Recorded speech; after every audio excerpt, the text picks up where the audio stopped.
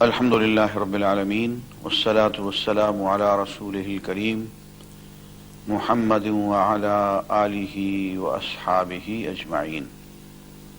عزیزان گرامی، السلام علیکم۔ آج ہم قرآن مجید کے چوتھے پارے لن تنالوا البر کا انشاءاللہ خلاصہ بیان کریں گے۔ پہلی آیت کہ تم اس وقت تک خیر نہیں پا سکتے جب تک کہ اللہ کے راستے میں وہ خرچ نہ کرو جو تم خود پسند کرتے ہو۔ اس کے بعد اہل ایمان کو ایک بہت اہم نصیحت کی گئی، وَاعْتَصِمُوا بِحَبْلِ اللَّهِ جَمِيعًا، تم سارے مل کے اللہ کی رسی کو مضبوطی سے پکڑ لو، وَلَا تَفَرَّقُوا، اور فرقہ فرقہ نہ بنو۔ معلوم یہ ہوا کہ سب نے اللہ کی رسی کو مضبوطی سے پکڑ لیا تو فرقہ فرقہ نہیں بنو گے، اور یہ رسی اگر تم نے مضبوطی سے نہیں تھامی تو پھر فرقہ فرقہ بن جاؤ گے۔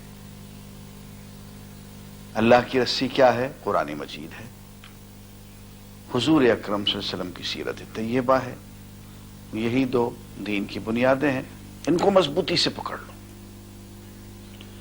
اور پھر فرمایا کہ دیکھو تم آگ کے گڑھے تک جا پہنچے تھے، برباد ہو رہے تھے، ہم نے تمہیں بھائی بھائی بنا دیا۔ کیسے؟ اسی قرآن و سنت کے راستے سے۔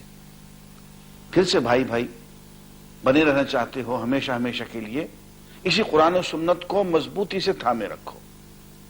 ہاں، وَلْتَكُن مِّنكُمْ أُمَّةٌ يَدْعُونَ إِلَى الْخَيْرِ وَيَأْمُرُونَ بِالْمَعْرُوفِ وَيَنْهَوْنَ عَنِ الْمُنكَرِ، تم میں ایک گروہ مستقل ایسا ہونا چاہیے جو خیر کا حکم دیتا رہے، برائی سے روکتا رہے، دین پھیلاتا رہے، اور دین کو نافذ کرنے کی جد و جہد میں تمہاری امامت کرتا رہے، اور تم اس کے جلوں میں، تم اس کی امامت میں دین کو نافذ کرنے کی، دین کو غالب کرنے کی مسلسل جد و جہد کرتے رہو۔ یہی اصل جہاد ہے۔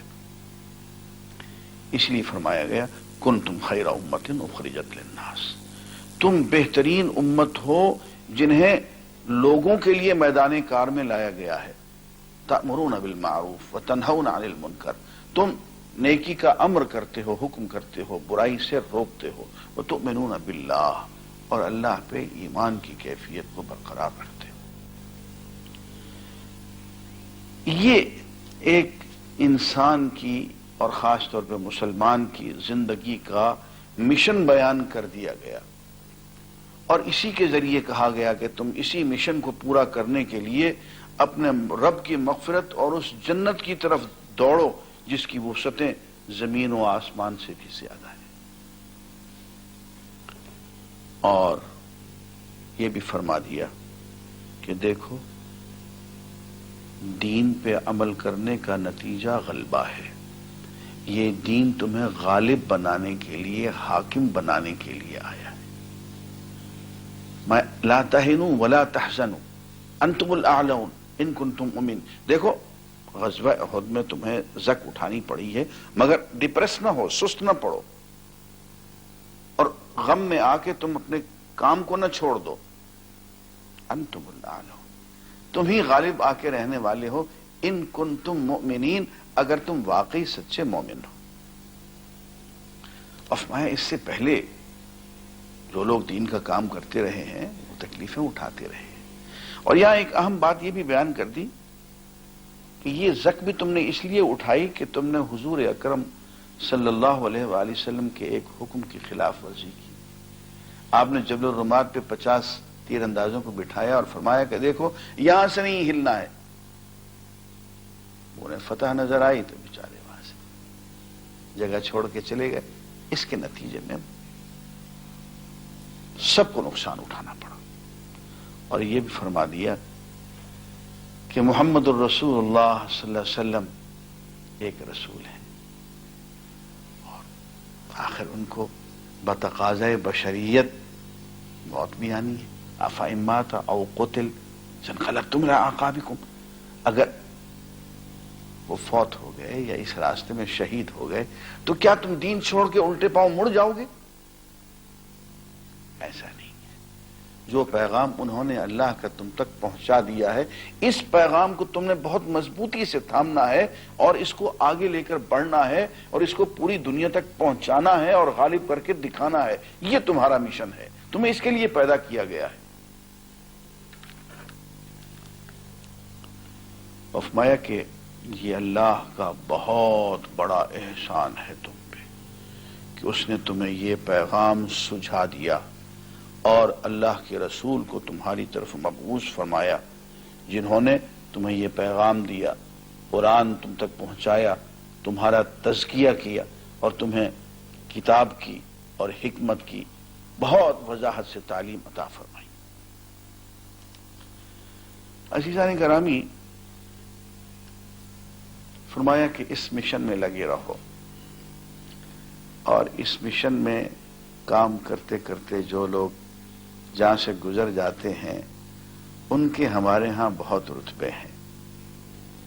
میر نے کہا کہ کھیل کوئی نہ عمر بھر کھیلے، ہم جو کھیلے تو جان پر کھیلے، جنہیں یہ رتبہ نصیب ہو جائے۔ فرمایا کہ زبان سے کہنا تو الگ بات، کبھی دل میں بھی گمان نہ کرنا کہ یہ لوگ مرے ہوئے ہیں، یہ زندہ و جاوید ہیں اور انہیں اللہ کے حضور رزق مل رہا ہے، اور یہ خوشخبری دیتے ہیں ان لوگوں کو جو ابھی شہید نہیں ہوئے کہ میاں آ جاؤ، یہی کامیابی کا راستہ ہے۔ حدیث میں آتا ہے کہ جنت میں جانے کے بعد کسی کا جی نہیں چاہتا کہ پلٹ کے دنیا میں آئے، ہاں شہید کا جی چاہتا ہے کہ شہادت کی وجہ سے جو اعزاز و اکرام اس کو ملا وہ پھر سے دنیا میں چلا جائے اور پھر شہید ہو کے آئے۔ خود حضور اکرم صلی اللہ علیہ وآلہ وسلم فرماتے ہیں کہ میرا جی چاہتا ہے کہ میں اللہ کے راستے میں لڑتا ہوا شہید ہو جاؤں، پھر زندہ کیا جاؤں، پھر شہید ہو جاؤں، پھر زندہ کیا جاؤں، پھر شہید ہو جاؤں۔ فرمایا کہ ان کے بارے میں کبھی گمان بھی نہ کرنا کہ یہ مر گئے یا مردہ ہے۔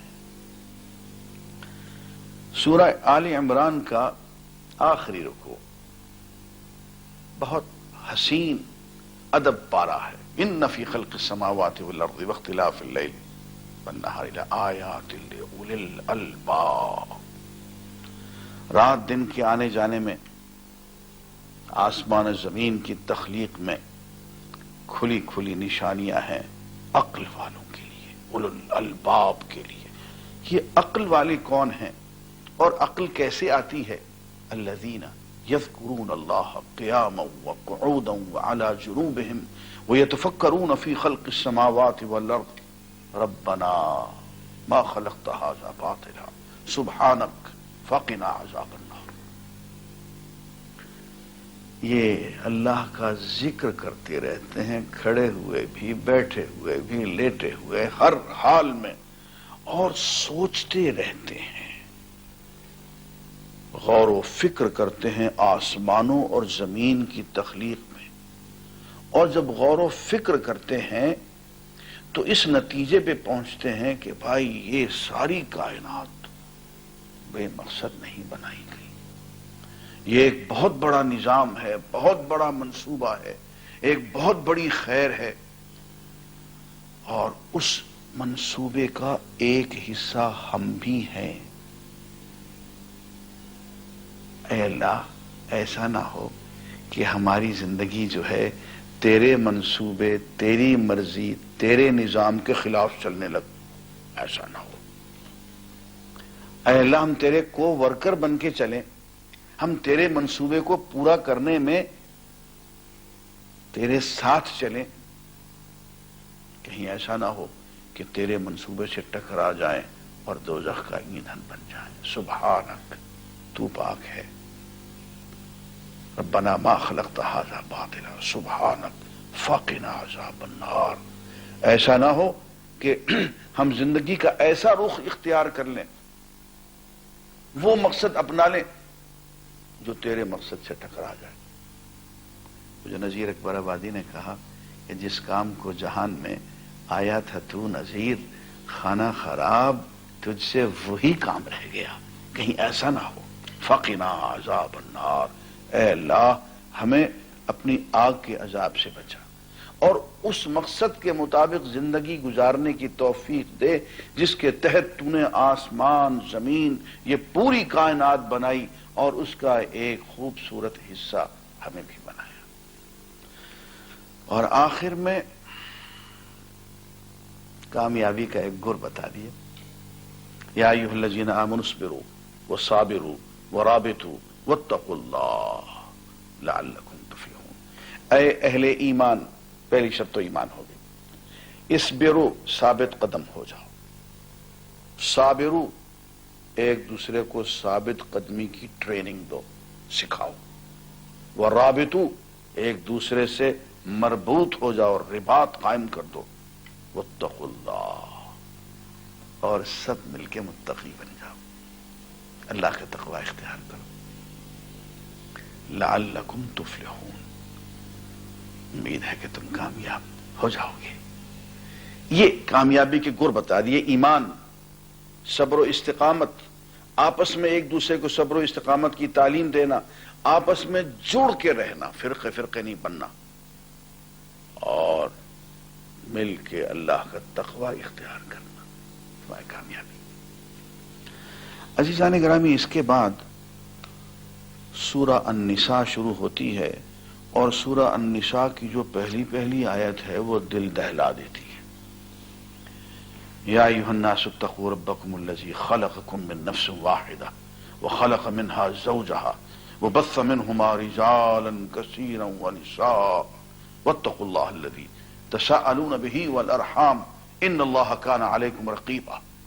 اے لوگو، اپنے پروردگار کا تقوی اختیار کرو جس نے تمہیں ایک جان سے پیدا کیا اور پھر اس کا جوڑا بنایا، اور پھر ان دونوں سے بہت بڑی تعداد میں مرد اور عورت پیدا کر کے انہیں زمین پہ پھیلا دیا۔ اور اے لوگو، اللہ کے نام کی لاج اور شرم رکھو جس کا نام لے کے تم ایک دوسروں سے رشتہ مانگتے ہو اور نکاح کے بندھن میں بندھ جاتے ہو، نامحرم ہوتے ہو، اللہ کا نام درمیان میں آتا ہے، محرم بن جاتے ہو، میاں بیوی بن جاتے ہو، اللہ کا نام لے کے رشتے گانٹتے ہو، نکاح کرتے ہو، بندھن باندھتے ہو، اور بس اللہ کے نام کی شرم رکھنا، لاج رکھنا، وفا کرنا، پیار و محبت کرنا۔ ایسا نہ ہو کہ اللہ کا نام لے کے بندھن باندھو اور پھر جفاکاری کرو، بے تہذیبی کرو، بے مروتی اور بدلحاظی کرو اور ظلم کرو۔ اللہ کا نام لے کے ایسا کرو گے، فرمایا ان اللہ کان علیکم رقیبا، یاد رکھنا اللہ تمہارا رقیب بن کے رہے گا۔ یہ رقیب کی صفت یہیں پہ آئی ہے کہ جب نکاح کے بندھن میں تم بندھ جاتے ہو تو اللہ تمہارا رقیب بن جاتا ہے، نگران بن جاتا ہے، تمہارے دلوں کے حالات کی کھوج لگاتا ہے اور آپس کے تمہارے ظلم کو برداشت نہیں کرتا۔